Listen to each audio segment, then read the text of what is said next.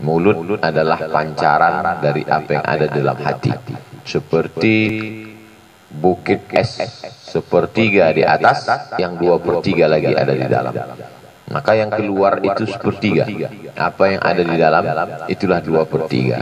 Seperti air yang disimpan di dalam ceret. Apa yang keluar menunjukkan apa yang ada di dalam. Qad badatil baghdha'u min afwahihim. Sudah terlihat nampak ada kebencian keluar dari mulut mereka. Wa ma tukhfi suduruhum akbar. Apa yang tersembunyi di dalam dada hati mereka lebih besar daripada yang keluar dari mulut mereka. Maka kita lihat ada para ulama yang keluar dari mulutnya tasbih, tahmid, takbir, doa, mengingatkan orang. Tapi tidak selamanya kelembutan. Ada masanya tegas tentang halal dan haram.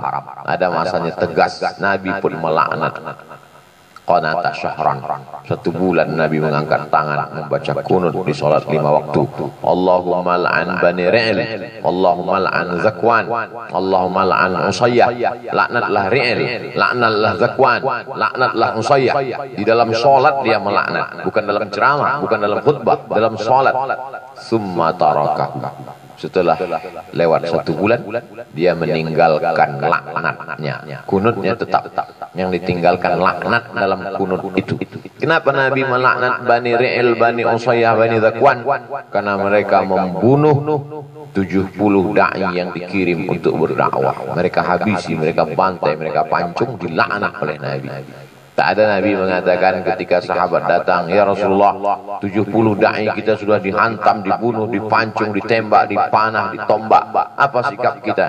Maafkan saja, serahkan saja pada Allah. Ini adalah bentuk kelembutan hati kita. Enggak ada Nabi apa yang mengajarkan begitu. Bukan Nabi Muhammad SAW.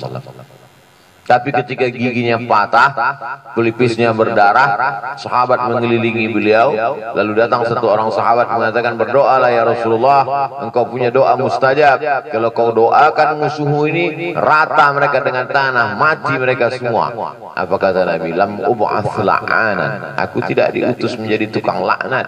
Doa yang mustajab, doa pamungkas itu biarlah aku simpan. Untuk apa? Syafa'atan li ummati yaumal qiyamah. Untuk umatku pada hari kiamat. 14 abad yang lalu dia sudah memikirkan kita di akhir zaman. Ini untuk umatku kusimpan. Kenapa pada saat pertama tadi dia melaknat, marah, berdoa dalam 1 bulan? Kenapa untuk kasus ini dia tidak marah? Konteksnya beda.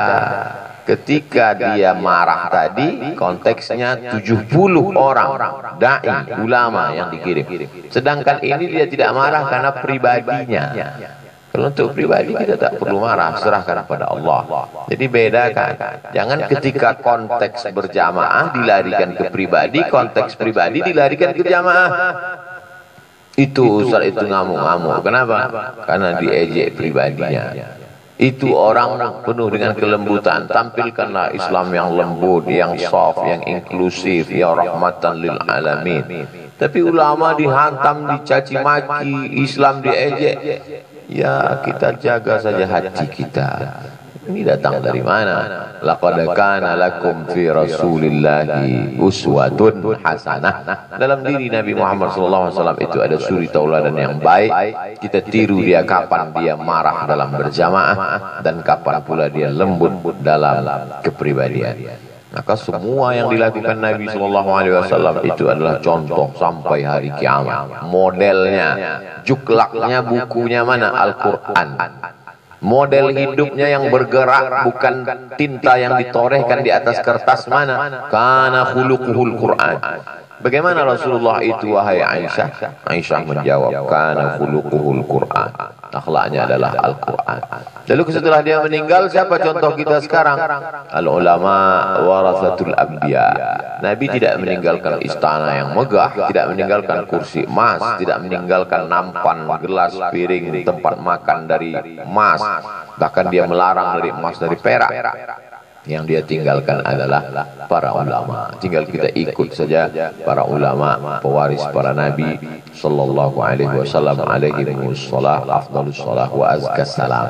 Insyaallah selamat. Kata Nabi SAW, taraktu fikum, kutinggalkan pada kamu amraini, in tamassaktum bihi ma lan tadillu abada, kitab Allah wa sunnati kitabullah Al-Quran dan sunnah Rasulullah sallallahu alaihi wasallam.